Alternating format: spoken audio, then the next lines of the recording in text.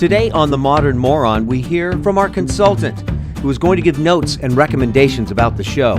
That's a scary prospect in something that can be considered a creative endeavor, but as Clint Eastwood once said in a Dirty Harry movie, well, opinions are like assholes. Everybody has one. I've also heard that quote with the additional phrase, and they all stink.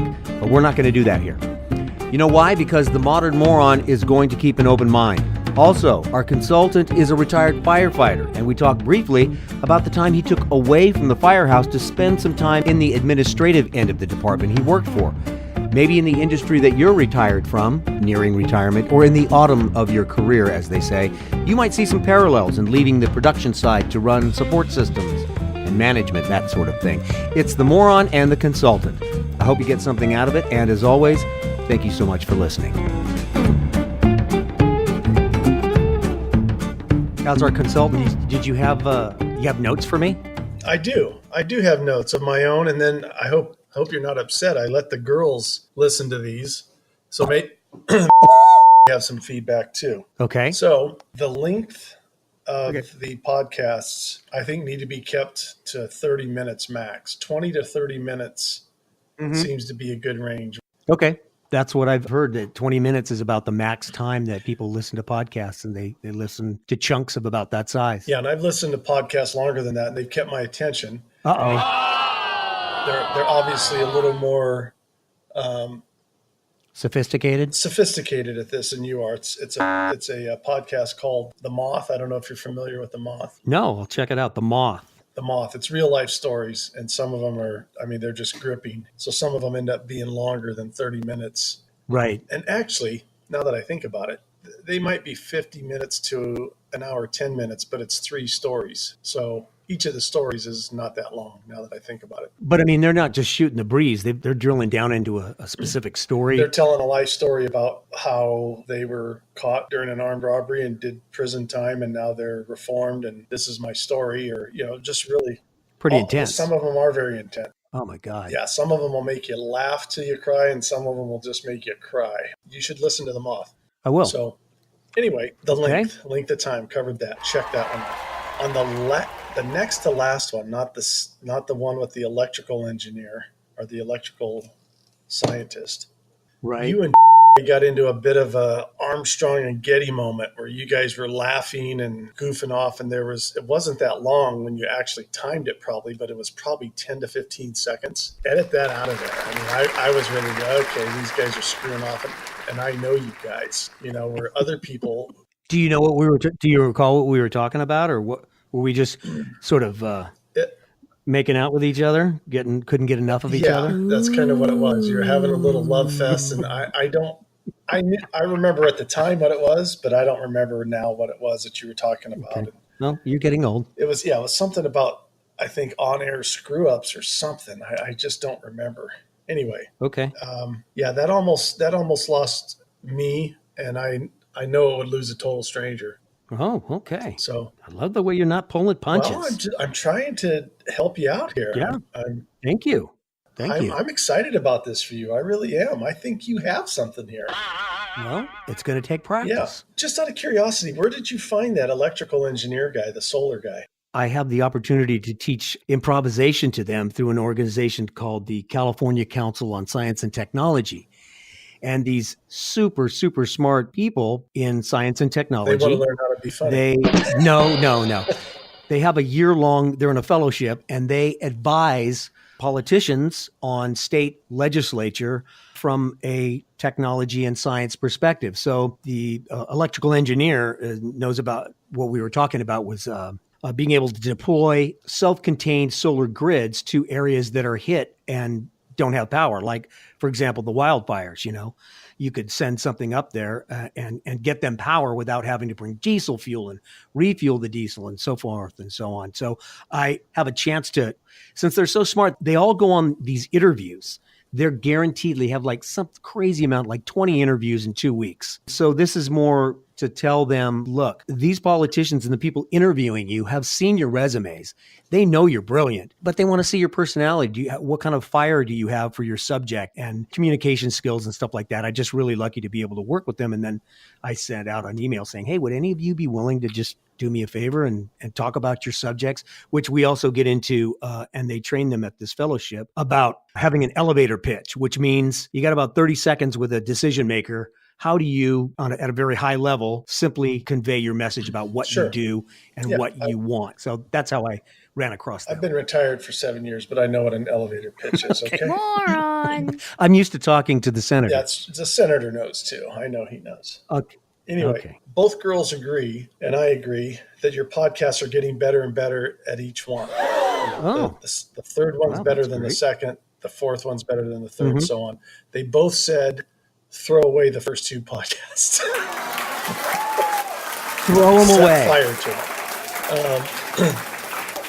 Wow. Anything in particular, or just generally? They just thought it was awfully sloppy, and I had my criticisms about them too, but I was giving you the benefit of the doubt. And when I heard the third and fourth ones, I was like, wow, this is getting better. I'm really interested now. So I was willing to let the first two slide, I guess, where these two are like, Dad, tell them to throw the first two away. You're funny. Okay, well, thank them for their candid feedback. They thought it was just too sophomoric. They like the side gags that you do, and they know that's from your radio background, but they thought it was, they think you use them a little too much. What, like the sound effects? The sound effects, and is that that's the girl's voice? I'm not at liberty to discuss that. Yeah, I know you're not, but I told them I recognize the voice as a cute little 9-year-old that I know, and they cheered up for that. They go, "Oh, that's great," And so all of a sudden, the side gags weren't quite as bad, especially the little girl voices. Aw, that's adorable. Okay. But some of the other stuff, they thought it was a little too much through the podcast. But okay, you're talking about a 27-year-old and a 29-year-old. If you're not looking at that audience to target, f them. Excuse my language. No, that's the good thing about the podcast. You can say whatever you want. They're definitely not the target demo. And what I've been told about podcasts is that as opposed to casting a wide net, you should do the opposite and really drill down to a specific audience, which not that we're getting that specific, but we're just old white guys. Okay. Over 50 or over 55. If you're targeting old white guys, I think you're on the right path. I mean, you got this old white guy's attention. I'll put it that way. Hey, great. Yeah, I'm going to start spreading the word to my other old white guy friends. Oh, really? Okay. Well, I think we're creeping up on 10 episodes. By the time this gets out, I will have done the last podcast saying we're going to commit to 20 episodes and then reevaluate and say we'll do X number more if we're getting... I don't even know if the number of downloads we've gotten is good or bad, or I don't know what it is yet. And it kind of doesn't matter. It's for fun for our little community of aging guys. My thought is I'm doing it for fun. And if something became of it, wouldn't that be great? But I don't How many expect downloads it. have you got? That'd be great. The last time I checked it, it was like 87. Wow. That's not bad for eight episodes. I mean, I don't know if that's not bad. It feels okay to me, considering that we're not really pushing it out there. It's only available right now on iTunes and Spotify. Oh, it is on iTunes? Yeah, just as of like a couple of days ago, a few days ago. So how did you make that happen? Because I've been looking online. I've Googled, how do I get my podcast on iTunes? I assume you've done the same thing, or maybe you've talked to somebody. I did. A friend of mine that has a podcast called The At Home Dad Show. He sent me all the stuff that he did. And once you find a place to host your podcast that actually houses the sound files where the episodes live, you have links that you can send to Spotify and ones to iTunes. Those are, I think, a couple of the biggest ones. I'm in the process of getting up on Google Play. And, this is a total learning process. It's all new to me. So baby steps. Well, that's cool. Because I've never heard of Libsyn. I don't know what that is. It stands for Liberated Syndication, and they've been in the business a very long time. Yeah. There's all kinds of other places where you can host a podcast. And the funny thing, it's kind of like the entertainment business in that there's plenty of people and businesses ready to take your money to help you with your podcast. Oh, yeah. Buy this and we'll make your podcast. That, yeah. How about that? You need new headshots. You need new this. You need new that. You need us. I was pretty good at no us when I was for the fire department, but that's long gone. But I'm sure I could get it back. And because I think we've got coming up is going to be on, and I promoted him as a firefighter, and that one of the rumors I wanted to dispel is that firefighters are America's heroes. I brought up a firefighter that I know that loves to remind me of that, and I say, I want to let people know that most firefighters are total smartasses. Would you agree with that? Yeah, I don't know what you're talking about or what you would base that on. Well, the senator agreed with me based on the two that he knows, which is Okay. you and the other one. Fair enough. So in keeping your anonymity, I wasn't even going to say to what level you promoted to in the fire department, whether you were just a blue collar in the firehouse guy or if you moved into administration, how anonymous you would like to remain, and how maybe retaining that anonymity would allow you to express opinions and thoughts about your career. Yeah, that's a good point. I wouldn't be opposed to you saying I made it into management, but not necessarily my specific rank, because I think there's some insight. Mm-hmm. I just had a conversation over the weekend with his boyfriend, who we just met for the first time. Yeah, he's trying to become a firefighter, and there's huge benefit to taking part of your career going into administration Monday through Friday, just to get a perspective of how the other side works and lives. And so you're not pounding your fist on the coffee table at the firehouse saying, this is a bunch of BS. Those idiots don't know what they're doing up there in that pink palace or whatever. You know what I mean? Meaning administration. Right. Okay. And it really gives you a much better perspective of the leadership's view and why they do the things they do and that make the decisions they make. So I highly recommend that to anybody who is in the fire service, to take a couple years. You can do 2 years standing on your head. Everybody thinks it'd be tough to do and lose those 4-day breaks and all that great time off that you get as a shift firefighter. But 2 years would fly by. And you wouldn't even necessarily do it with the goal to promote. You could go in and come back out at the same rank. It would just give you some great experience and perspective on why your leadership does what they do and the thinking behind it. Were you ever able to go to a firehouse after hours, after 8, when the guys are or all the firefighters are there, men and women, and say, you know what? This is what just to let you guys know, give you a little perspective. Were you ever able to deliver a message like that? You're taking the words right out of my mouth. I would go in for dinner at firehouses I used to work at and just get peppered with questions about, why we did this or why this policy came out, or, what the F were they thinking when they did this? And so then I would explain to them the sanity behind the insanity that they were seeing, and it gave them a different perspective. And of course, it didn't always change people's minds. There was always some of the old salt that, you're not going to convince them of anything. But absolutely, yeah, it definitely gave them a perspective of why the decisions were made that were made and policies that came out. And it was very helpful.